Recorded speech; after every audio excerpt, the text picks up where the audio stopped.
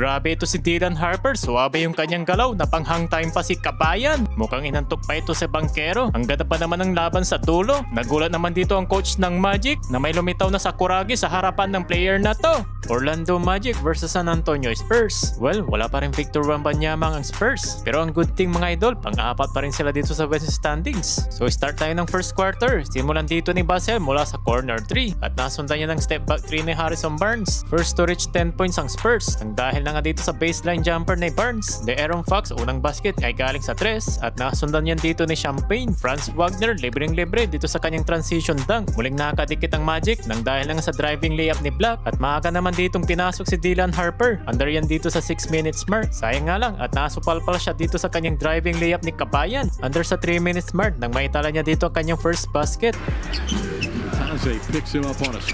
At sinundan yan dito ni Jeremy Sohan at muli naman ditong tumabla yung laban nang dahil na sa 3 points ni Tyus Jones. Sa play naman na ito, naitala naman dito ni Dylan ng kanyang unang assist to Jeremy Sohan. Tikit lang dito yung laban sa end of the first quarter sa score na 31-29. Sa opening frame dito ng second quarter nang maitabla dito ng Magic pero nakontrol pa rin dito ng Spurs yung lead nang dahil na ngayon dito kay De'Aaron Fox na may 15 points at dito naman napa-timeout ang home team. After ng timeout, muling binalik dito si Kabayan Dylan Harper at hindi naman siya dito napabigyan ng depensa ng Magic kaya naman pinasa na lang niya dito sa kanyang ka-teammate at sa play naman na ito nakakapag-steals naman dito si Harper at nauwi ito sa 2 free throws ni Kabayan. Yun nga lang, naimidis naman dito ni Harper ang kanyang unang attempt sa 3 at nakakapag-commit siya dito ng foul kontra kay Carter Jr. At heto, pangalawang assist naman ni Harper mula sa corner 3 ni Basel at pumalo na nga sa double digit ng Spurs nang dahil na nga sa back-to-back 3 points ni Basel pero nakakasagot naman dyan si De Silva ng 3 points at na-turnover pa dito si Kabayan. Nakabalik dito ang home team sa laban na kung saan nakakapagtala sila dito ng 7-0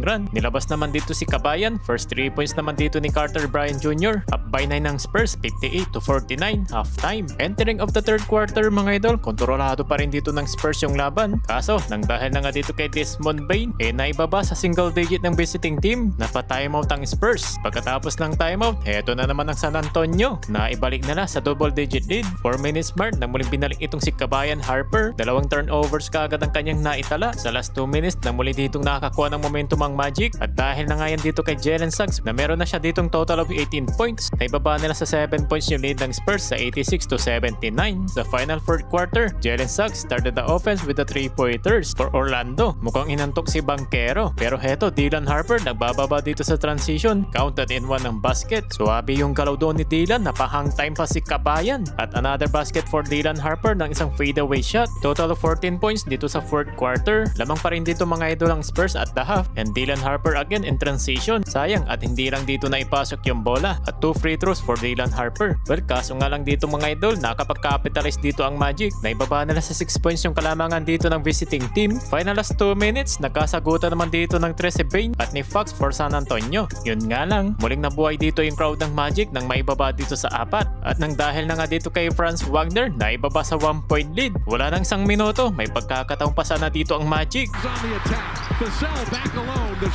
Sayang yung mga idol, hindi na ipasok ni Jalen Suggs ang kanyang driving layup. Final 10 seconds, nakakapag-commit pa dito ng foul si Harrison Barnes. 3-point play opportunity at naitabla dito ni Franz Wagner. At heto naman mga idol, sa last ball possession dito ng Spurs, heto naman yung nangyari.